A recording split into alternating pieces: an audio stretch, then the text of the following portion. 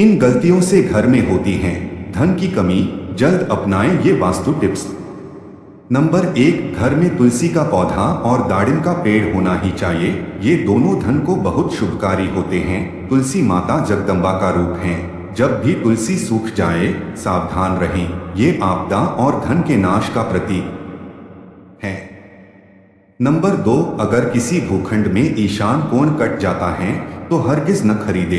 ऐसे घर में रहने वाले दरिद्रता भोगते हैं। उसी प्रकार अगर ईशान में स्थित शौचालय भी गरीबी और रोग को आमंत्रित करता है। नंबर 3, घर के उत्तर दिशा में रखा गया मछली कुंड सुख और संपत्ति को आमंत्रित करता है। ध्यान रहे, मछली कुंड का जल बदलते रहें। मृत जीवों को मछली कुंड में न रखें। नंबर 4, घर की मालकिन सुबह स्नान करके मुख्य द्वार की देहरी पर एक लोटा जल नित्य डाले तो मां लक्ष्मी का आगमन होता है। अपनी माता या पत्नी से वाद विवाद या झगड़ा करने से, विशेषकर शुक्रवार को या सोमवार को धन संबंधी रुकावटें आती हैं। नंबर 5, प्रत्येक अमावस्या को घर का सारा फालतू सामान बेच दे या बाहर निकाल दें। इससे घर में सुख शांति रहती है और आर्थिक रूप से सक्षम बनते हैं। अमावस्या को कोई नई वस्तु या कपड़े खरीदने से बचना चाहिए। नंबर 6, शाम के समय कोई मेहमान या सुहागिन स्त्री आती हैं तो उसका सम्मान करके जलपान करावें। ये मां लक्ष्मी के आने का संकेत है। नंबर 7, यदि गृह के आग्नेय कोण में पानी की मटकी या जल संचय की व्यवस्था गलती से हो गई हो तो उस दोष को कम करने के लिए उस स्थान के ऊपर एक लाल बल्ब 24 घंटे जला रहने दें। इस दोष के कारण खर्चे बहुत बढ़ जाते हैं। नंबर 8, एक नियम का पालन करें। प्रतिदिन घर के मंदिर में दीपक जलाएं। घर की प्रथम रोटी गाय को एवं अंतिम रोटी कुत्ते को दे। इन बेजुबान जानवरों को रोटी देने पर भाग्य के दरवाजे खुल जाते हैं। नंबर 9, पीपल को विष्णु का अवतार कहा जाता है। प्रतिदिन पीपल को जल चढ़ाने से लक्ष्मी की प्रसन्नता प्राप्त होती है।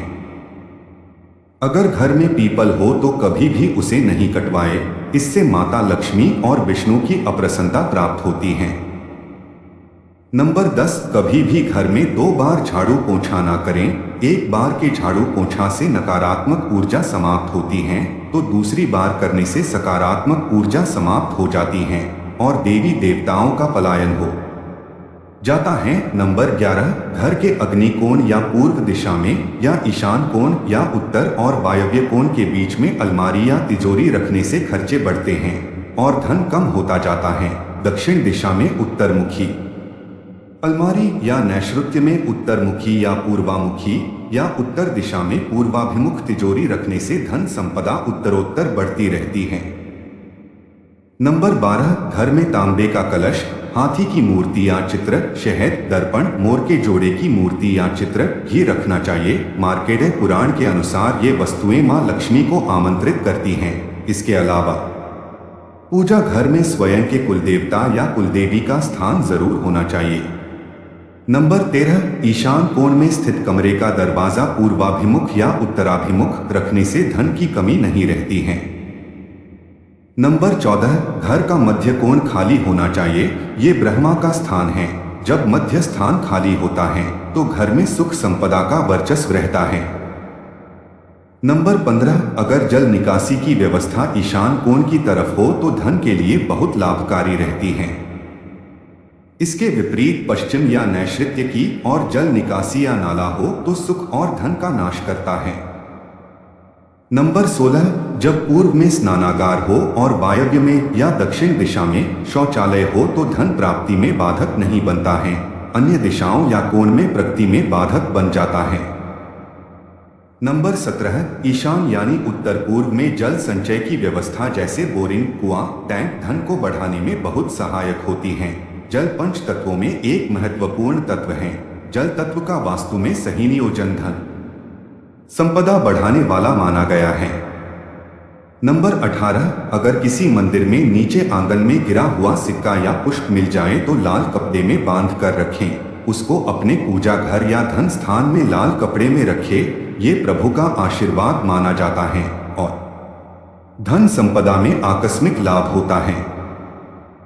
नंबर 19 वास्तु वेद। मुख्य द्वार वेद से बचें। मुख्य द्वार या वास्तु के सामने खंभा, दीवार, पेड़ या सीढ़ियां होने से वेद होता है। ये सकारात्मक ऊर्जा को रोकता है और धन और प्रगति में बाधक बनता है।